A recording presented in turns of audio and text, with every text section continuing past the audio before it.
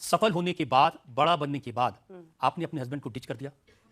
मैंने नहीं किया, उसने चीट किया, डिच किया। लास्ट 2 ईयर से let's talk about Mary Kom और जो भी एक कंट्रोवर्सी चल रही है। देखो, रीसेंट इंटरव्यूज में मैरी कॉम जिस तरह से अपने हस्बैंड के बारे में बोल रही है ना, वो ऑनेस्टली थोड़ा शॉकिंग है। वो बेसिकली ये कह रही हैं कि उनका हस्बैंड घर पर बैठता था, कुछ करता नहीं था, बस एक नॉर्मल सा फुटबॉलर था जिसका कोई करियर नहीं था।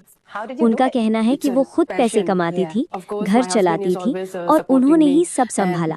अब ये बात जैसे ही सामने आई, लोगों को थोड़ा अजीब लगा, क्योंकि ये वही मैरी कॉम है जो पहले अपने हस्बैंड को सुपर सपोर्टिव बताया करती थी।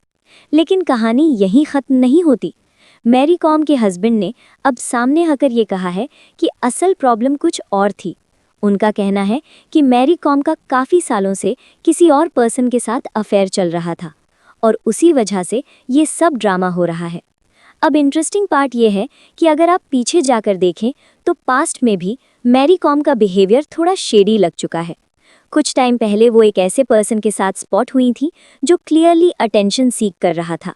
दोनों पहले हाथ पकड़कर देखा गया, फॉरेन लोकेशंस में साथ में ट्रिप्स करते हुए देखा गया और धीरे धीरे ये बात भी सामने आई कि ये दोनों पॉलिटिक्स में एंट्री लेना चाहते हैं।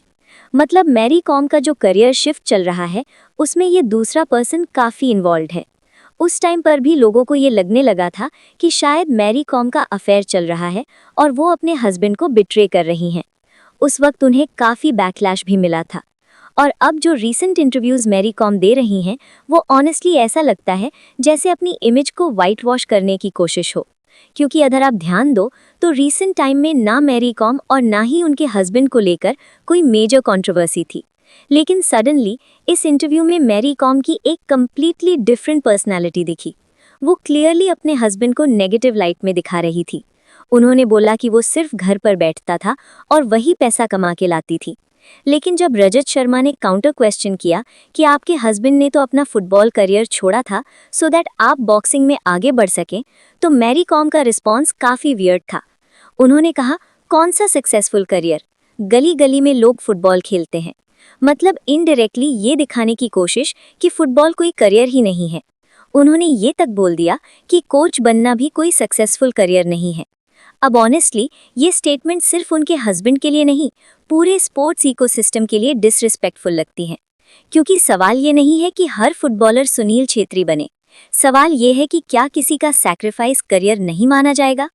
और यहीं पर सबसे बड़ी हिपोक्रेसी दिखती है, क्योंकि पहले मैरी कॉम खुद बोल चुकी हैं कि शादी के वक्त उनकी कंडीशन थी कि हस्बैंड घर संभालेंगे सो दैट वो अपना करियर परस्यू कर सकें, और उसी वजह से उनके हस्बैंड ने बैक सीट लिया।